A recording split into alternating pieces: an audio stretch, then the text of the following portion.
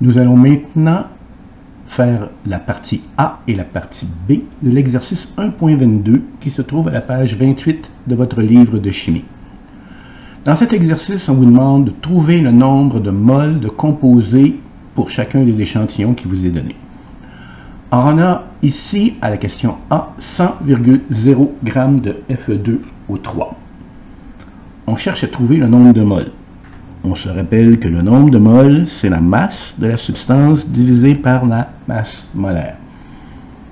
La masse, on nous la donne ici, 100,0 g. Divisé par la masse molaire de Fe2O3. Alors, selon le tableau périodique, si on garde 4 chiffres significatifs, la masse molaire du fer va être 55,85 g par mol, et pour l'oxygène, 16,00 g par mol. Donc, si on calcule la masse molaire du Fe2O3, on a donc 2 fois la masse molaire qui est de 55,85 plus 3 fois la masse molaire de l'oxygène qui est de 16,00. En gardant 4 chiffres significatifs, et c'est d'ailleurs ce que nous donne directement la calculatrice, la masse molaire du Fe2O3 est de 159,7 g par mol. Alors, pourquoi est-ce que mes grammes par mol, les mols reviennent à la ligne supérieure?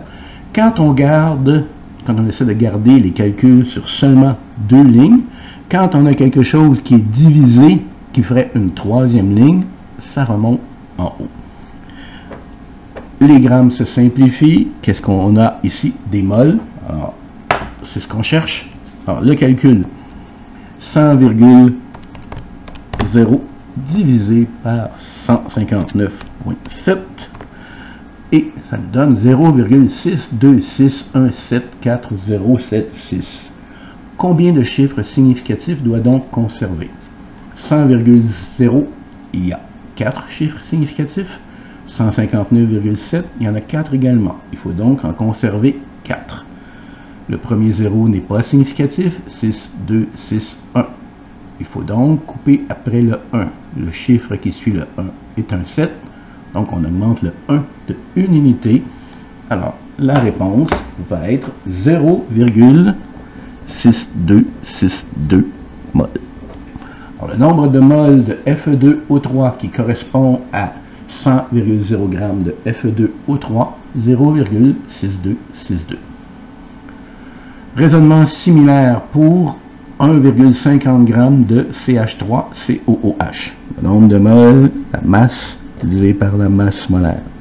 On vous donne 1,50 g comme masse de CH3COOH et la masse molaire de CH3COOH. Pour différentes raisons que les chimistes pourraient vous expliquer longuement, on peut écrire la formule CH3COOH à une signification particulière pour les chimistes qui font surtout de la chimie organique. Pour vous, vous pouvez réécrire cette formule-ci comme étant C2H4O2. Il y a 2 carbones dans la molécule, il y a 4 atomes d'hydrogène et il y a 2 oxygènes.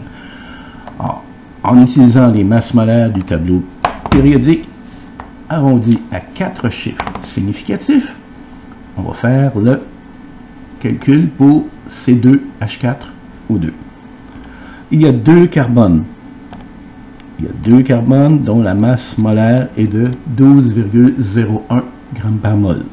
Plus 4 hydrogènes dont la masse molaire est de 1,008. Plus 2 oxygènes dont la masse est de 16,00. Ça nous donne une masse de, en conservant 4 chiffres significatifs, 60,05 g par mol.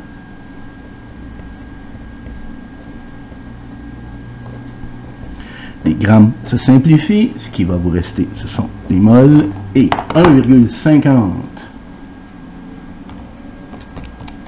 divisé par 60,05 0,024979, on doit conserver combien de chiffres significatifs?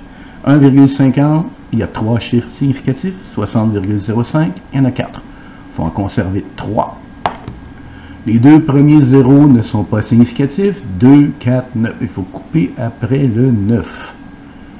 Le chiffre qui suit immédiatement le 9 est un 7. Donc, on augmente le 9 de 1. 9 plus 1, 10. Alors, si on dit 249 plus 1, ça fait 250.